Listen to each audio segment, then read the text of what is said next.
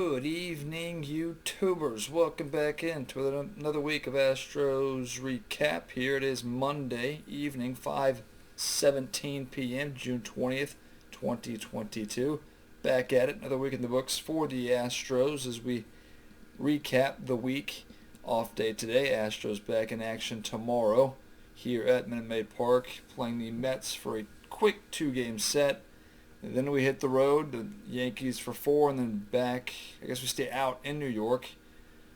Basically get on the subway, get to Citi Field and play the Mets again for two more. So exciting baseball coming up. The Astros had a pretty good week. I would take this basically every week. 4-2, two series in Arlington for three. I was actually there in Arlington for those three games. Astros took 2 or 3, came home, and then took 2 or 3 from the White Sox. So sort of even things out. The prior week they were 2-4 as they lost 2 or 3 to Seattle and 2 or 3 to Miami. So even things out a little bit. We'll get into some of the action, things I'm happy about, things I'm not happy about. One thing before I actually jump too far into this, a different microphone this year, in fact, or this podcast, I'm using the default mic, which I believe is connected to the camera in front of me. So we'll see how the sound quality is today. I don't know how good it'll be. I just listened to it a few minutes ago. It sounded okay, so we'll see. But I've had issues with the mic. The external mic I usually use is right here in front of me. I usually use it, but we're just going to try this to see if it makes any difference. Anyway, the Astros now are still obviously tops in the AL West. That's probably not going to change all year. What do they have, a 9-game lead? Check this, 9.5 game lead. So, yeah, the division's pretty much on lockdown, I feel like. But I look at other things. I'm not looking at the division. I look at teams like the Yankees. Obviously the Yankees are very good record-wise this year. And we're going to play them for the first time coming up here, so we'll see how good they actually are. Yeah, it'll be interesting. I'm glad that we get to play some good teams. I feel like we haven't done that in a while. You play a lot of teams in your division, especially the Astros division. The Mariners have played us well, but we've had our way with Texas and the Angels. We've only played them, 7 times, so we haven't played them a lot. And the Oakland series, which we've only played them one series, we swept them. So there'll be a lot of games, I feel like, coming up against Oakland and Anaheim or Los Angeles, however you want to say it. But yeah, we played the Rangers, I feel like, a good number of times, and the Mariners. We played them 4 series. So I think we played each of those teams. Yeah, we've had four series against each of those teams. So Los Angeles and Oakland will be the 2 teams we probably play a lot more of, at least in the foreseeable future. So the Astros, yeah, lost the opener last Monday, was there for that game. They actually had, they scored 3 early runs and had a decent lead. But, they slowly, bullpen really fell apart. So we're going to dive into this pretty good. Hector Neris, who, I think I brought this up last week. Yeah, he had the incident in Seattle on Monday. I think it was Monday, yeah. Appealed his 4-game suspension, which got reduced to 3 games, so he was out 3 games. He served that suspension. I think he served it sort of on, I want to say it was Tuesday, Wednesday, Friday were the 3 games he missed, but Hector Neris has not been very good, was not good last night, and just hasn't been good. He wasn't good on Monday. So he's really had a rough go of it. The last 4 or 5 outings he's had, not been good. He did have a good outing actually on Saturday, but the Astros were down 7-0, so not a whole lot of pressure there. But yeah, he has not been very good. So now the bullpen, there's depth there. They have Montero, they have Stanek, they have Abreu. They have, Seth Martinez has been incredible. Phil Maton, I feel like, has been better the last handful of times he's been out there. So they have options. Will Dusty Baker go to those options is the question, or will he continue to throw out Neris? If I manage the Astros right now, I do not throw out Neris in a close situation. I feel like with the schedule they got coming up, there might be a lot of close games, whether they're tied, whether they're up a run, down a run. I don't want to see Neris in a high leverage situation with what I've seen the last 4 or 5 outings. He hasn't been good. ERA's creeped. We'll talk more about that because he had a bad outing yesterday. ERA's not looking good right now. It was under 1 for the first month and a half of the season, but since it's been not very good. So yeah, he sort of blew the game on Monday. The Astros had a lead. Javier was good. He got brought out for scoring wise. I know Jordan Alvarez had an RBI single early in that game. Scored a few other runs. We lost at 5-3. I mean, the offense needed to do more. After the 2 runs in the second, they did nothing the rest of the way. So they deserve some blame, obviously. But Dubon had an RBI single. And then I think Michael Brantley had an RBI single. Yeah, that was it, though. And then, Javier was doing his thing. He pitched well. He came out for the 7th, walked the first guy, and then Dusty went out and got him. Stanek allowed that inherited runner to score. But Neris was the big issue here, as he blew the save, got the loss, only got 1 out and gave up 3 earned runs. I think Maton gave up one of those inherited runners. But Neris wasn't good. He blew it. The Astros had the lead in the late innings. You got to be able to shut the door there. I know the offense, you can put some blame on them, obviously, but you had the lead going into the 8th inning? Yeah, you had the lead going into the 8th inning, and they blew it. So, yeah. But did bounce back. Tuesday's game, a game I also went to, looked terrible for the first 7 innings. Astros were being shut out. Finally woke up in the 8th. They were helped by the Rangers. There was a big error with runners in the corners, nobody out, where there was a ground ball to Kyle Seager, who went home. Very interesting. It was a very easy 6-4-3 double play if he just went to second. But he decided to go home.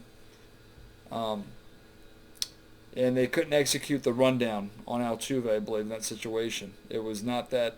The throw home was fine. Altuve sort of retreating to third, just trying to stay on the rundown at this point. But the catcher made a good throw to the third baseman. I don't know who that was at that point, but third baseman just whiffed on it. And it rolled into the outfield, which scored Altuve and moved the runners up to second and third. Ground ball, RBI for Jordan Alvarez, and then Kyle Tucker, big 2-run shot. Astros were able to hold on to the lead 4-3 to win that game. So things were looking bad at that point. And the Astros had lost 4-6 previous week. They were about to lose the first 2 to Arlington. That had been 6 of 8, and it looked like this was a low for the Astros. But that sort of that error really sparked the Astros offensively, and they come out the next day and they win 9-2. So had the 2 immaculate innings, obviously, Garcia and Maton.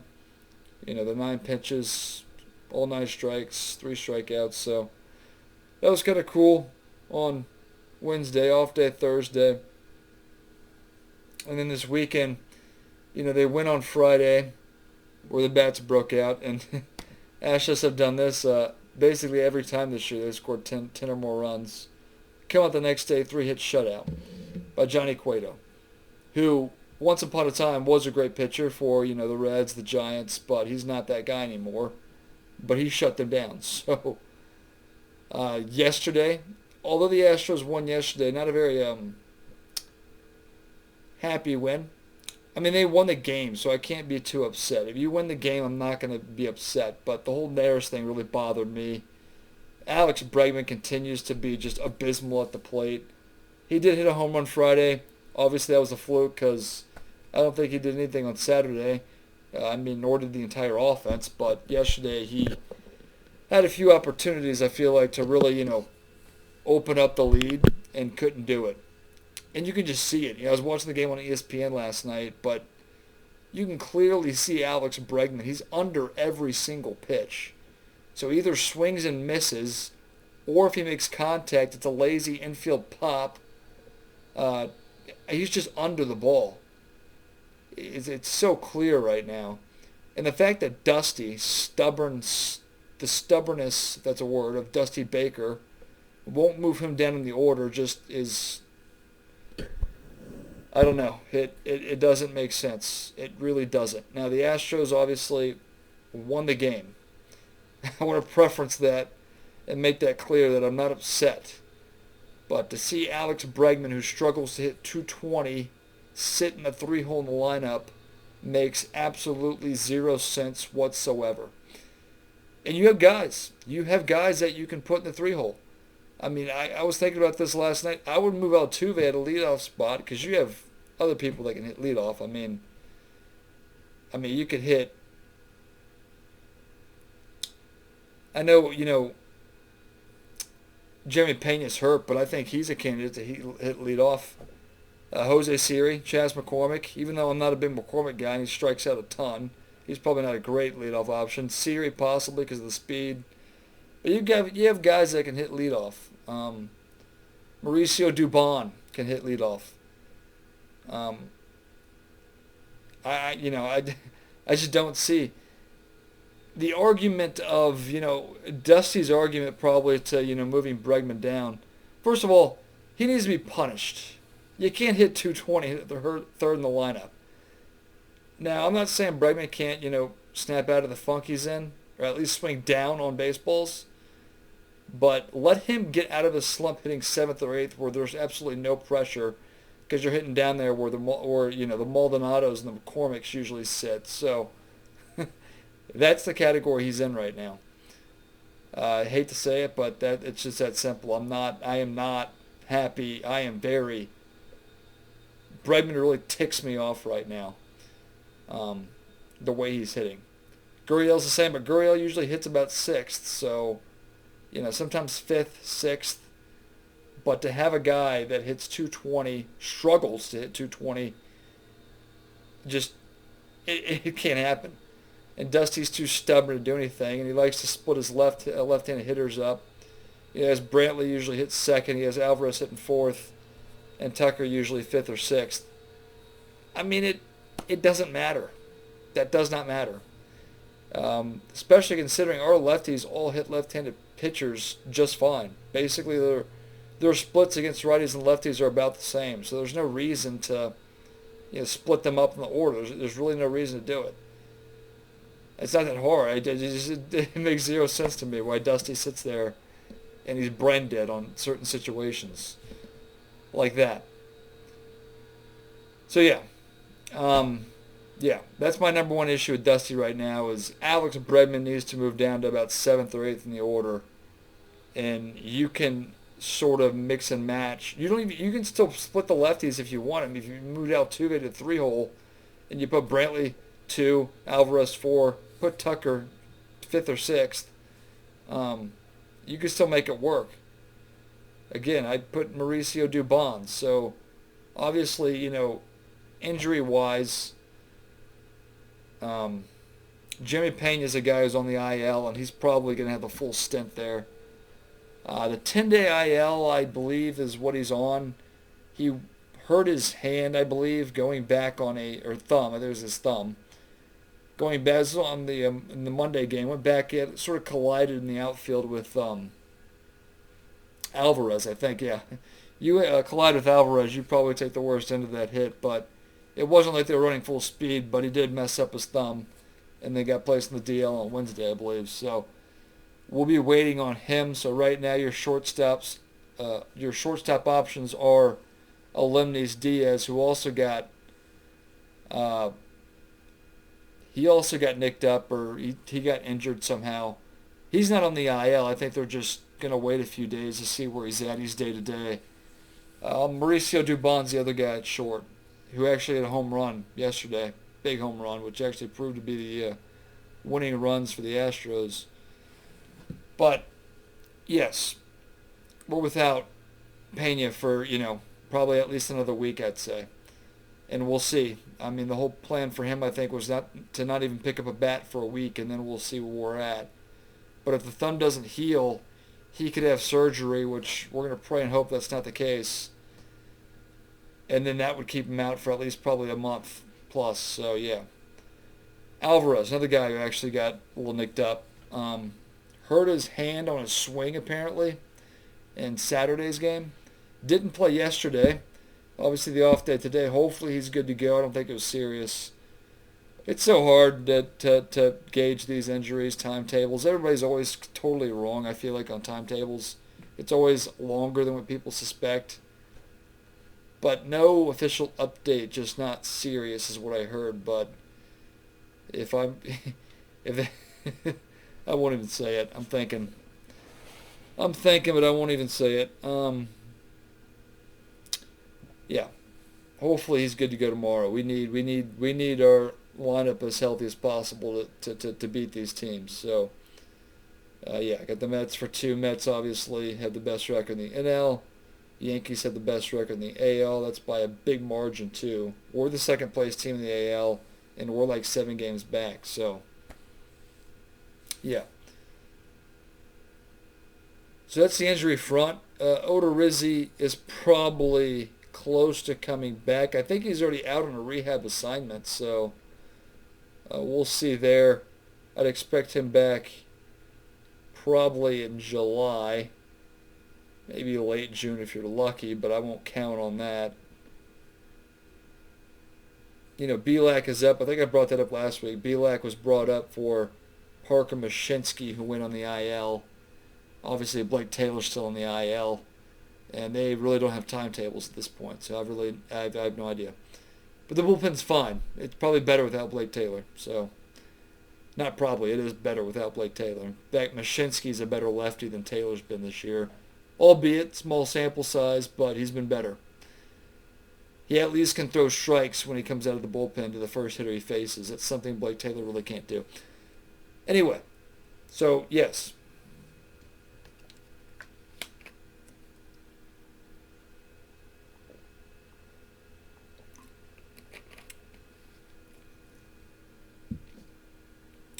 Astros 41-25, like I said, 9.5 game lead, good there. But yeah, there was the game yesterday. Astros, J.J. Metichevic hit a home run. He was DHing for Alvarez. Alvarez, obviously, like I mentioned, wasn't in the lineup. So, but he had an opposite field home run as his first hit. Got us on the board early there, so that was good. But Dubon had a 2-run home run. Astros scored another run, I believe, on a sac fly. It was actually Kyle Tucker in the first inning hit a bloop single, RBI single. Metichevic hit the home run to give them 2 runs, and then Dubon had the 4. So, but we were up 4-1. Javier's pitch count got elevated, so he got through 5. Did get the win. They used Stanek in the 6th, and then of course, you know, I sort of know the way our bullpen's sort of going. I'd like to see Stanek probably in the later innings, but Montero 7th, Neris 8th, which needs to stop at this point, and of course Presley gets the 9th. Presley not been a shutdown closer, but at least he's been getting the job done at the end of the day. 13 saves and 15 opportunities, that's not terrible. So, anyway, yeah, Neris obviously had three to 4 bad outings prior to yesterday, but he came in yesterday. Now, there were a few weird things in the inning. The first hitter, broke his bat and sort of hit it out to shortstop, and the bat was flying at Dubon, and Altuve, for some reason, no interest in even trying to make the play. Had no interest in going over there. So that was a base hit, which was kind of a weird thing that if the bat goes anywhere else in the infield, it's probably an out. And then the double off the wall that sort of ricocheted back towards center field, which was kind of weird, which scored an RBI, made that usually a double into a triple. That run scored on a ground out, but Neris' ERA is now over 4, and not a guy I have a lot of faith in, so I do not want to see him. And like I said, they got options.